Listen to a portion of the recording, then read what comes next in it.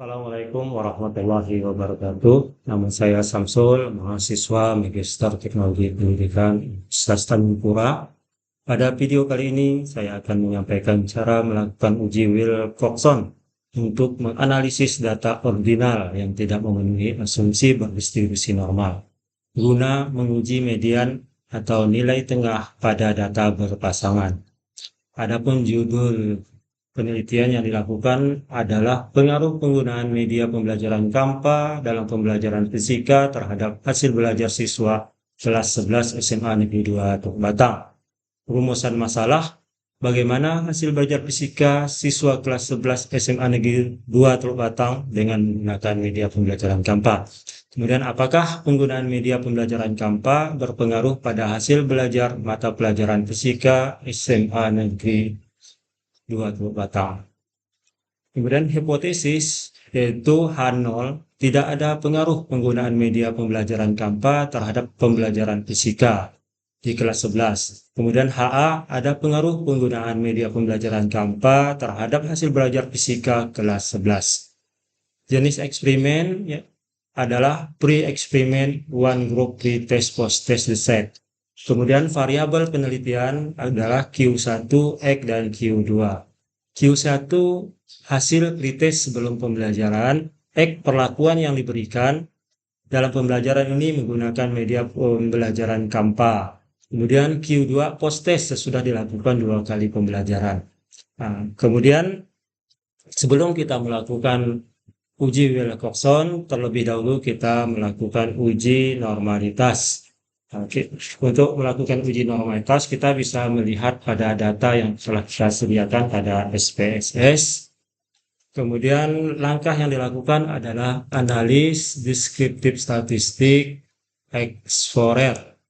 Nah, kemudian data pretest dan post-test dimasukkan ke kolom dependent list, kemudian kita plot, kemudian di data plot kita centang pada normality plot white test, kemudian continue. Selanjutnya oke.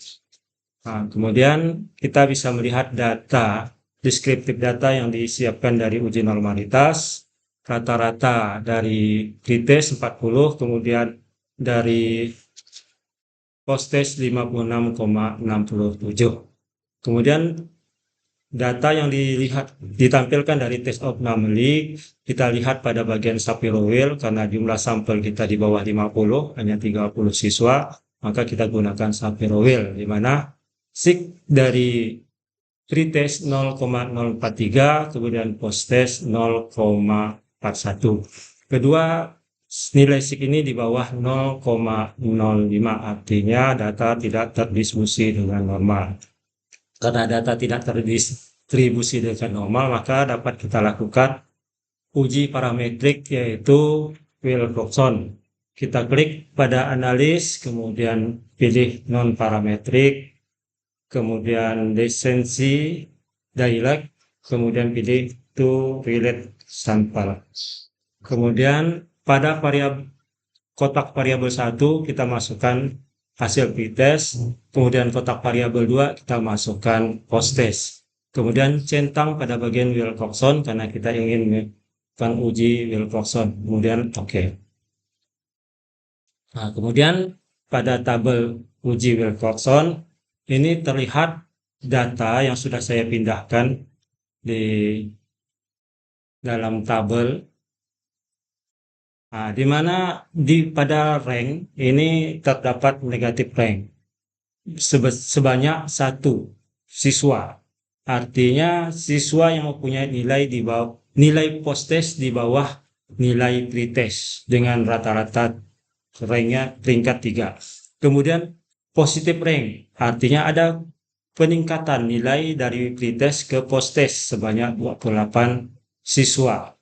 Kemudian ada yang nilainya antara post-test dengan pretest sama, tidak ada perbedaan. Nah, dengan jumlah siswa 30. Ini interpretasi dari rank. Kemudian dari tes statistiknya kita lihat pada asymptotic to tailored, di mana hasil yang didapat adalah 0,000. Nah, dari hasil asymptotic to tailored ya dapat kita simpulkan uji Wilcoxon dapat disimpulkan nilai asimplicic to tilde sebesar 0,00 maka HA diterima dan H0 ditolak. Artinya terdapat peningkatan hasil belajar siswa setelah menggunakan media pembelajaran Kampa. Kesimpulan akhir adalah penggunaan media pembelajaran Kampa berpengaruh pada hasil pembelajaran kelas 11 SMA Negeri 2 Teluk Batam. Setelah itu kita bisa menghitung tingkat efektivitas dari pembelajaran yang dilakukan atau menghitung N-Gen score dengan rumus yang tertera di bawah ini, di mana N-Gen sama dengan post-test dikurang pre-test dibagi nilai maksimum dikurang pre-test, di mana nilai maksimum 100. Langkah yang dilakukan untuk melakukan N-Gen, terlebih dahulu kita klik pada transpond, kemudian convert variabel, kita menentukan nilai post kurang pretest, di mana pada bagian post-test kita geser, kemudian dikurang dengan pretest, hasilnya seperti ini. Maka dapat kita lihat dari tabel ada penambahan kolom 60 dikurang 45 sama dengan 15. Selanjutnya kita bisa lakukan perhitungan nilai maksimum mak kurang pretest. Nah, di mana nilai maknya itu adalah 100 dikurang dengan pretest. Kemudian klik OK. Nah, selanjutnya kita bisa melihat ada penambahan di mana 100 dikurang 45 sama dengan 55, berarti pengolahan data sudah benar. Setelah itu kita bisa melakukan penghitungan N-Gen-nya. N-Gen sama dengan N-Gen score, ya. Ini sama dengan pos dibagi dengan B. Oke. Nah, kemudian data ini bisa kita rubah ke dalam bentuk persen. Dengan mengulangi cara yang sama, komplain, kemudian N-Gen persen. Kemudian di sini nilai N-Gen score ya dikali dengan N-Gen score. N-Gen score dikali dengan 100. Maka hasilnya akan berubah menjadi persen. Nah, setelah itu kita bisa melihat rata-rata dengan cara mengklik analis, kemudian deskriptif statistik, kemudian deskriptif. Kemudian data N-Gen score kita pindahkan ke kotak variabel, kemudian N-Gen score persen juga dipindahkan ke kotak variabel.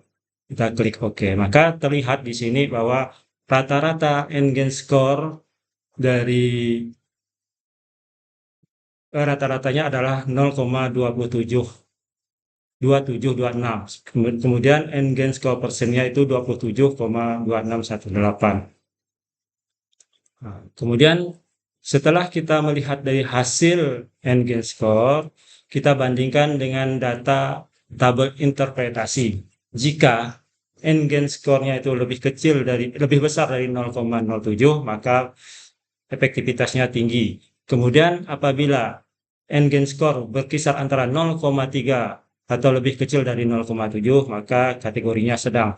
Kemudian apabila N-Gen-nya itu lebih kecil dari 0,3, berarti kategorinya rendah.